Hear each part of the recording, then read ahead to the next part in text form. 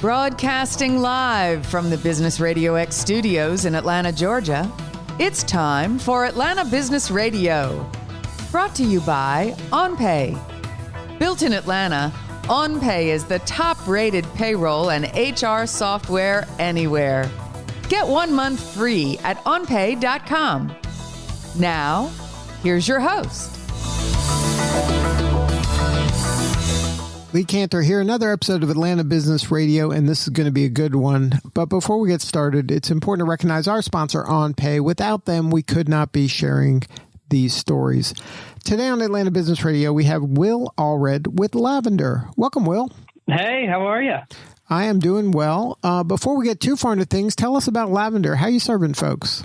Yeah, so Lavender helps you send the perfect email. We're a Chrome extension that sits in the inbox and sort of like the bumpers at a bowling alley. We help keep you out of the gutter when you're trying to hit send. So we make sure you have some relevant information on the person that you're emailing, but we also look at the email that you're writing and we ensure that your email is going to be understood as you intended it to be understood, and that it gets a reply. Now, what was the impetus for creating Lavender? What's kind of the backstory? Yeah, it's a COVID pivot. So my co-founders and I, we've been building psychology technology for marketers, really hoping to help marketers think through, as we reach out to an individual, how does that person actually internalize the information? And as we were building that out, we were building out more and more content tools to support what we were building. And so when COVID came around, our pipeline got a little dry. So we were trying to figure out what to do. And we were looking at some trends in the marketplace, one being remote work, and the other being a lot of folks out there looking for a job. And so we thought we could integrate what we were building into the inbox in sort of like a fun, playful way, providing grades on people's emails, but really trying to help ensure that people were sending quality emails in a time where a lot of emails were going out and not a lot of people were getting replies.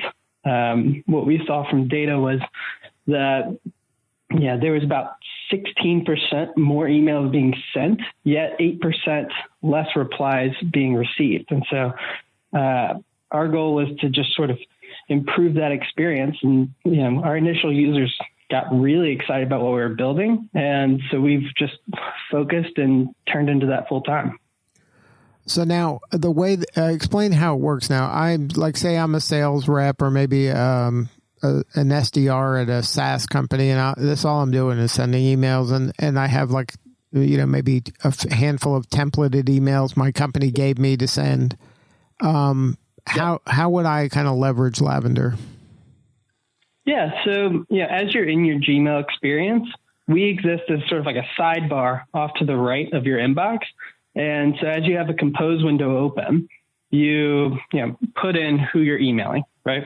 And so you can then pull up relevant data from, say, LinkedIn or Twitter on the person that you're emailing, maybe inspire a little bit more of a personal note.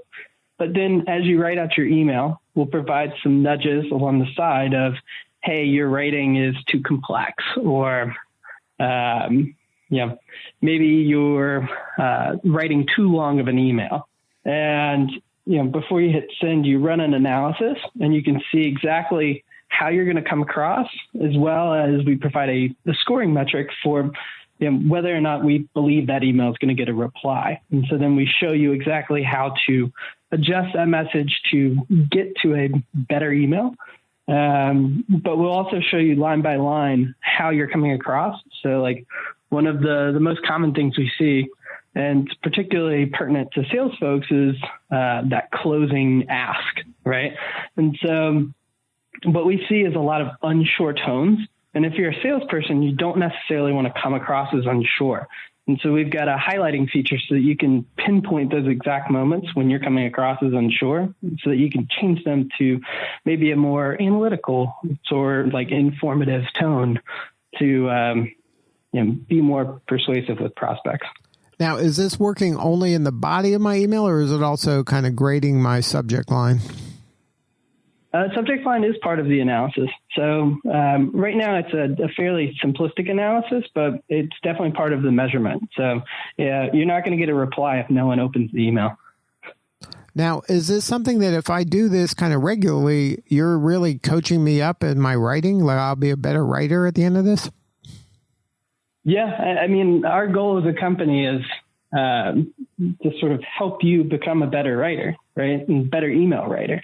And so, as I've used the product myself now since its beginning, and it's definitely helped me. And we're hearing from our users that it's helping them feel more confident in their writing, but also get more replies. Now, so you do have some data in that regard. Do you have like personal best, like anybody increase their, like the percentage they're getting an open rate or more success and close rate in sales? Right now it's all anecdotal. So we're, as a company, we've built our initial product out to be very, very privacy centric. And so anything that we're seeing is just from users reporting to us.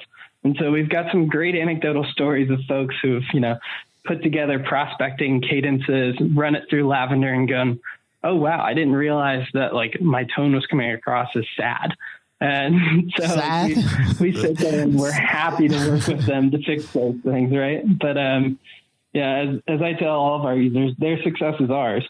So we've definitely seen some real some positive feedback from our users, which has been awesome. So now have you kind of, because you've been doing this for a minute or so, is there any kind of rules of thumb to write better emails? Are there some do's and don'ts you can share? Yeah, we've sort of focused it down into what we're calling the 4 C's. So the first one is, pretty simple. You want to be correct in your writing. And so that means no unforced errors. So like the typos, the grammar, the spelling. And while we don't have that live in the application today, it's something that we will be releasing in the next couple of weeks, which is sort of like our version of a spelling and grammar tool. The other would be being concise. So one of the main measurements that we're tracking is, how many words are you putting into this email? So you typically want your email to be somewhere around like the 100 to 150 range. If it's shorter than 50 words, you're likely going to come across as curt and you're not necessarily fully explaining yourself. But once you get past that like 250 mark, you're really running into this realm of what's known as cognitive overload. Think of cognitive overload kind of like a computer's memory, where it can run so many tasks at once, but like your computer, your brain really only wants to handle about 3 things at a time. And once you start throwing more at it, the system sort of either shuts down, and that sort of comes across as like your eyes glaze over and you stop really retaining information. But in an email, that means your email gets ignored, put in the back burner, or they don't necessarily miss that key line that you put in, the 28th paragraph of your novel that you're sending over. And on the point of cognitive overload, one of the big things that we measure for is clarity. Clarity is the third C there. And when I think of clarity, we're looking at, how well understood that message is. And so we use a number of different scoring metrics to come up with a reading grade level. What we see on average is our users write emails around a 9th or a 10th grade reading level, which, we've got very smart users, right? But the best emails are actually written at a 5th grade reading level. The emails that are most likely to get a reply are written at a 5th grade reading level. And that's because most emails, you're getting them on the go. Over, I think, 60% of emails are going to be read on the phone. And so you really got to keep it stupid simple.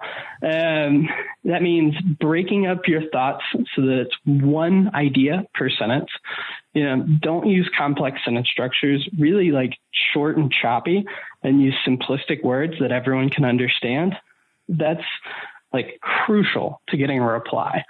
And then last but not least is just being considerate. So understanding, what time you're hitting send. Nobody wants to get an email at 3 a.m. on a Saturday. And we've got the data to support that, right? But also, take the time to be thoughtful about what you're sending. And, a lot of what we build into the product is focused around encouraging that thoughtfulness.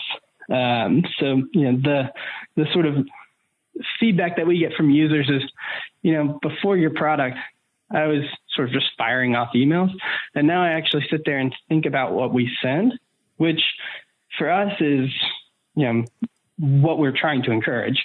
We want people to be a little bit more mindful about what they send, because if you think about an SDR's or a salesperson's success, success is a combination of the output, but also the conversion rate. So you can send a bunch of emails and convert at 5%. 5% of people will give you a reply. You might feel good about that, and you've got like a great system. But instead of having to hire more SDRs, what if you just made that SDR twice as effective at getting a response? And so that's really where we want to focus in on that equation, is the effectiveness of those SDRs, not necessarily the efficiency of them. Now, did you learn anything regarding Cadence? It sounds like you learned that, like, kind of one idea per email. You don't want to give them too much complexity in the thinking or in the kind of call to action. Did you learn anything regarding, a good cadence is every day, every 5 days, every week? So we don't have any data particular to like the timing of cadences. What I do have to say about that, though, is a lot of reps will reach out and they'll make this overbearing ask on an individual, and they kind of forget the idea. This comes back to being considerate, right? They forget the notion that I don't know you. I don't necessarily want to give you 15 minutes of my time. I know it's going to be more than 15 minutes of my time. And so instead of making that call to action, instead pushing someone to a call to conversation. And so when I think of a cadence, I think of it as, hey, is this something that's helpful for you? Is this, something that's on your radar? When you think about,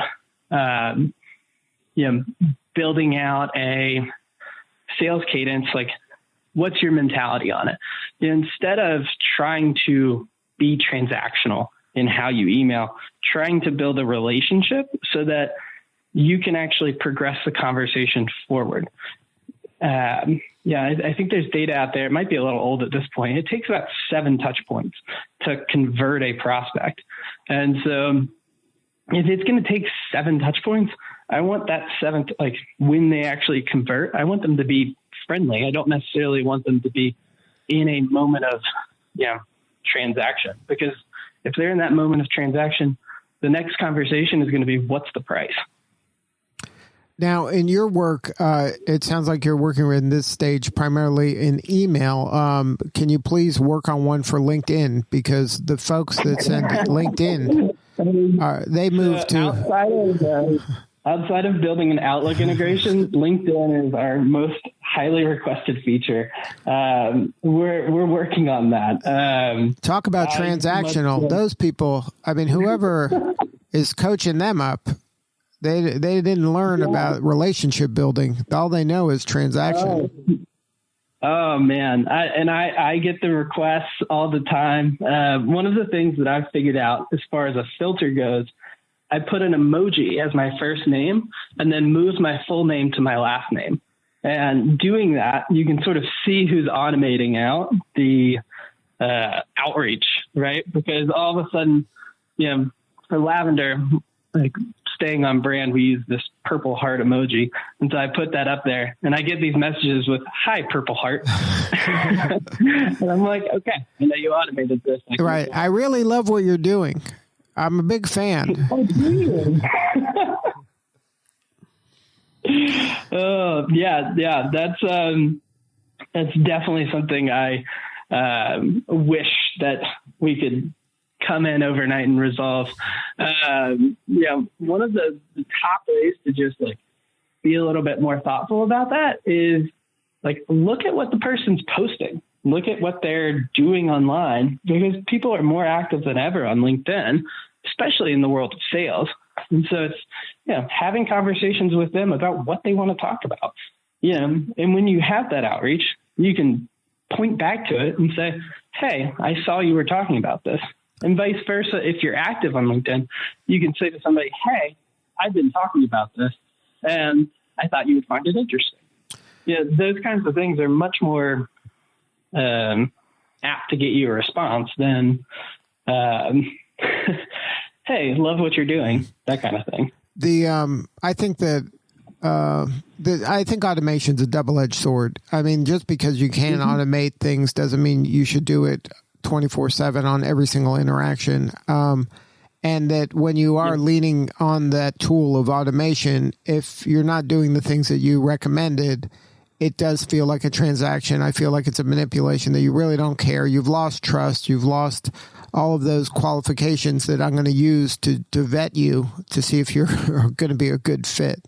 But you think you're making it up in numbers, and all you're doing is kind of creating a negative feeling for more people faster.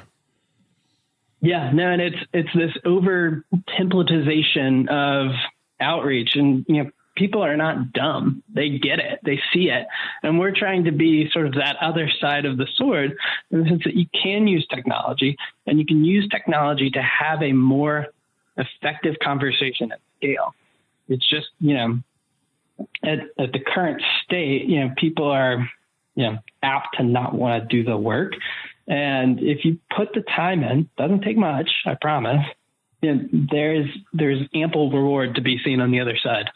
Right. And I agree with you that you're going to see a much improved, kind of win rate in terms of moving the prospect to the next step in your funnel if you act like a human being instead of a machine. Oh, absolutely. I mean, if somebody was coming to me and they told me they have to hit a certain number of volume in output, I would say, okay, here's the process to set up.